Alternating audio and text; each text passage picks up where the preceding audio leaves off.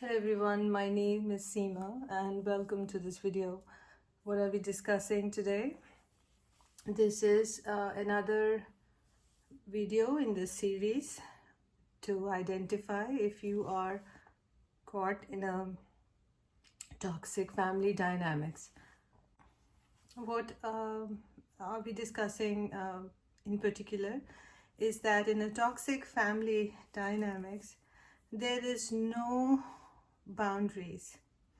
In fact, the toxic family members impose themselves onto you and feel that they have the right to do it. And no matter what you tell them, it doesn't make any sense to them. They will do everything in their power to break it and find their way back into your life, because this kind of setup is what feeds them. That is what they survive on. That kind of drama is what they live for. So I'll give you specific examples that way you can relate to what I mean by boundaries. So in order for us to survive properly, we need to have some boundaries around us, right? The four walls of the house keep us safe under the roof. We need to sleep at a certain time. We need to eat at a certain time. There are certain types of food that work for us, certain that don't, right? So in a way, we have defined what seems to be the right structure around us in order for us to thrive, right? In order for us to be successful and in order for us to deal with challenges in life and to be happy and joyful and at peace with ourselves. Now, what happens when these boundaries are not regarded, when whatever you've put up around you is broken all the time by your toxic family members to intrude and bother you? What happens is your boundaries are then broken and you feel very unsettled. You feel you don't want to be part of the drama. You get called into it even if it was not something that you desire or wish to participate in, but because the other people cause drama, you kind of drawn, sucked into it, right? So as an example, there are certain things that people should not be doing. There are certain boundaries. Like, I have my children, there is a boundary, I don't cross that. There is a boundary where they don't cross, whether it's emotionally or otherwise. There is some distance that some distance needs to be maintained in certain ways. It's not like free for all, like everybody can go bother anyone and do whatever they wish like. So that only happens in a toxic family setup. So what do I mean by that? I've had family gatherings where people forget what they're supposed to do, forget how they're supposed to help. That is not even a question in the life of toxic family members. What they should do, what is their responsibility, what is required from them in a relationship, all those things are out of the picture. They are never defined, they are never talked about, they are never responsible for it. But they know how to break your boundary. So say I have a family gathering. The toxic family members will cause a mess, complete mess in the whole house, right? They will not help. They will start moving furniture everywhere, rearrange your room. You could have the most expensive of the things and they will throw flowers on it and walk all over and spoil your carpet. They will make your house look like a madhouse by the time you've left. Feel free to distribute whatever food they want, take whatever they like, do whatever suits their fancy. Never ask your permission. In fact, they will send you away.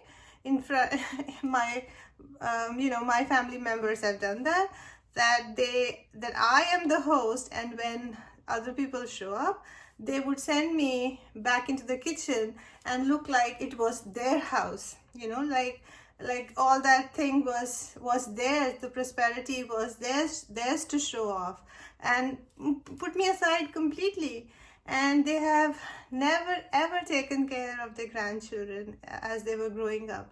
But when the pictures were being clicked for their birthdays and all good occasions, suddenly they'll show up and right next to my husband, and look like they were the most closest family members and caring people in the whole world. So there is no sense of boundary. They feel entitled in a way, and as it comes to a person, my in-laws had the freedom to open up my bedroom door and walk in at any time of day and or night, tell me how much or what kind of relationship I could have with my husband, which was none of their business. Tell me what I should eat, whether I should sing or not, how I should dress, what looks good in front of people, how I should behave. If I did not like a certain ritual that I was not used to, they enforced that I wake up early, miss everything, and be forced into a regime where I would be forced to learn the stuff that I was not interested in. And a lot of other things which, is none of anyone's business. I was told not to read romantic novels when I had just married and I was, in my early 20s. Again, none of anyone's business. What I speak, how I speak, the language I speak was all questioned, which was again none of anybody's, nobody should have the right to tell another person how to be, because I never did that. I was not taught to do that. There were a lot of things that they lacked also, and I kind of, ignored it, because who am I to judge, if people are not well settled, if people are crude, if people are not polished, that is, who they are. I'm not going to go around with a stick and say, fix yourself, this is not right. I think that is very toxic. So no, do not let people cross a certain limit which makes you uncomfortable, and no one should have the right to tell you how to get up, how to behave, how to eat, how to dress, how to be. Even if they had the option, they would have, rationed my breath if it was possible, but they, of course, they couldn't. And in terms of boundaries, it's not just it happened when I was much younger, it has even happened recently. See, you cannot, when my mom passed away, they were so mean to me. They came to my house to offer their condolences, and in return thought that was a wonderful time to bring me down, because now the person who loved me the most had just passed, and I must be sad and upset. So they kind of hit me where it hurt. And I also I couldn't take it, and I told them that was not good, and that this is not how people should behave. And guess what? 2 months later, they travel to India, and we tell them, and they want to go see my brother, who lives in the same house as my mom, to offer their condolences. And that same house, even I am not welcome there. But guess what? They ended up there because they wanted to make contacts with people who could cause trouble for me. And they went, whether we told them not to. They had to go because they were trying to gather information and do things which we told them not to. And so a no doesn't matter to them. Boundaries don't matter to them. You tell them something, they will not listen. They'll do whatever they want. They will impose themselves at all times, right? And the more you tell them not to do something, that's exactly what they will do. They have to do it. And suppose you don't want to talk, you like rude to them.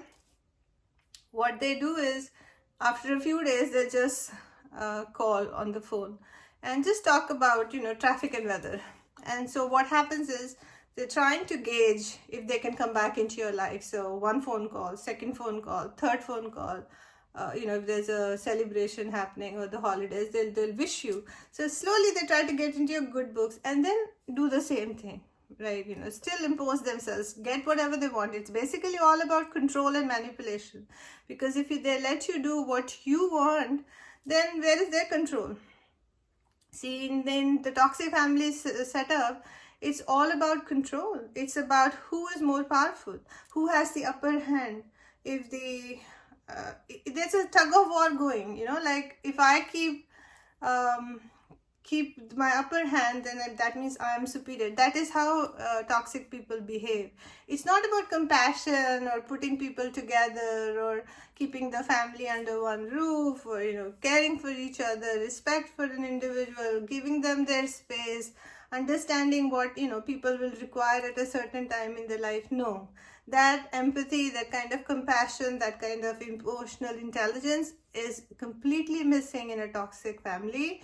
All they care about is control, how to hurt people, how to manipulate people, hit them when they are at their lowest, cause trouble when they think that the other person has nobody around them, and cause all kind of chaos, because it is in this drama that the toxic family members thrive, that they get to gossip about, that they get to get energy from. In your pain is where they find satisfaction. So don't get drawn into these kind of dynamics. If you feel the pain, if you feel that nobody understands the boundaries that you're putting up, if your safety is getting compromised, then again, that is not a good place to be in, and think about ways to escape that situation. Hope this was helpful. Thanks for watching.